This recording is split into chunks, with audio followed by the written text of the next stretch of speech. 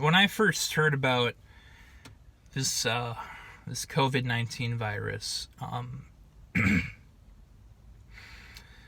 you know, I think like a lot of people, I kind of underestimated it. Um, Unfortunately, I think there was kind of a mentality of, well, at least it's like NIMBY, not in my backyard. And it's kind of wrong to think that way, but I just, you know, um, we all have so many challenges in our lives without this external force kind of tilting everything on its head. And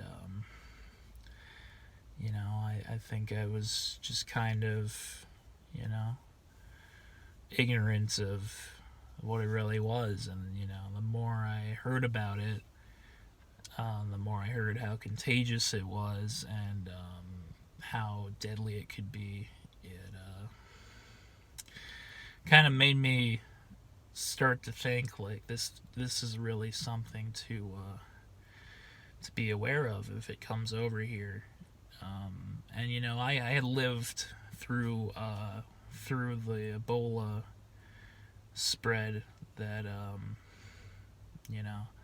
think that was about 5 or 6 years ago, and I think the first person to actually contract it and like infect people was here in this area of Minnesota that I live in. But once it came over here, it was almost kind of gradual. It seemed like, and then it was just sort of like a wave, and it was like crashing over everywhere. And I can remember thinking, we live in the kind of economy where if you shut everything down for one day, we're going to be in trouble. And here we are. People have been out of work for well over a month. I know I haven't worked since St. Patrick's Day, and my workplace won't be open again until July 1st, actually. And I know, so many other people have had it harder than me.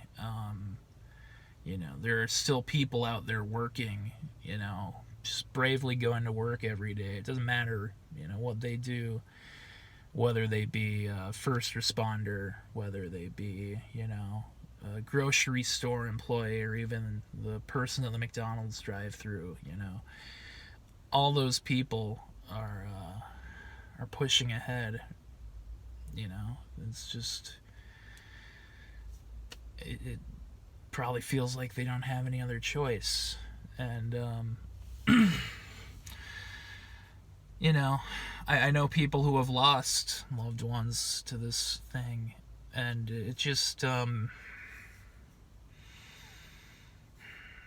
it gets exhausting to hear about it and to read about it every day. I find myself constantly checking my email, checking the government website, I checked the CDC website,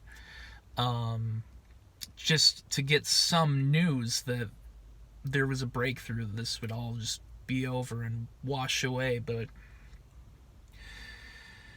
with the way things have been, it seems like even if things go back to normal, there's going to be a new normal. All that has kind of been changed by this whole situation is kind of irreparable. It's never going to go back to the way it was before.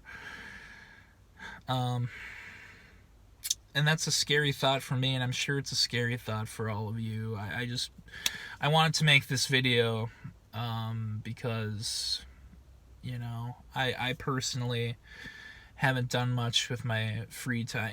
I thought that at the very least I could come out of this, maybe I'd spend some time writing. Maybe I would read all the books I wanted to.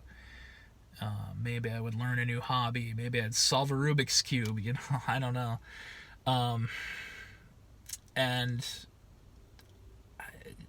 I've just been spending a lot of time kind of trying to come to grips with everything, and I hope people don't feel like they have to come out of this, changed,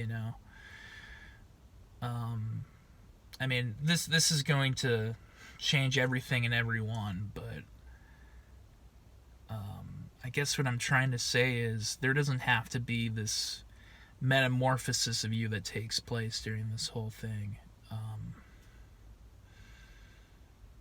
As long as you're safe, as long as you're healthy, as long as you're happy, I think that's what really matters. I don't think, I don't think anyone has anything to be ashamed of if they're afraid of this whole thing. I know I am. Yeah, I might not always express it, I might not always show it, but this whole thing's had me terrified. I'm just lucky to be in a position where I'm not as affected by all of this as others, but it's changing things for everybody. So I don't know how much this video helped. I just wanted to put something out there. I've been thinking about doing this for a while, and I know this isn't your usual fat guy fare, but I'll try to come back with something more lighthearted eventually. I just thought this was something that needed to be said.